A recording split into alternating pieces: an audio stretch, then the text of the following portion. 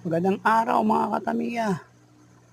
Yes, ito po yung pinapakita ko sa inyo na dating pinatakbo natin sa racetrack na madulas yung kanyang mugs o tire dahil transparent. Ngayon pinalitan ko na po ng foam kahit papaano oldie foam yan, oldie, lahat po yan oldie.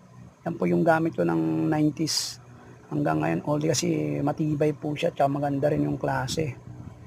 Yan, sikat po siya nung 90s oldie. Ayan po. Pati yung mga roller niya mga ka-let's go pinalitan ko rin ng mga ball bearing.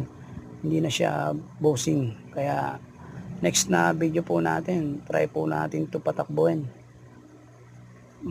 Kung malalaman po natin kung ano po yung unang video natin sa pangalawang video kasi napalitan na lahat Kahit pa paano maganda naman tong oldie na to laro ko pa to nung 90s, laruan ko pa to. Pero ngayon ko lang siya na setup ng maayos. Thank you mga ka-let's go.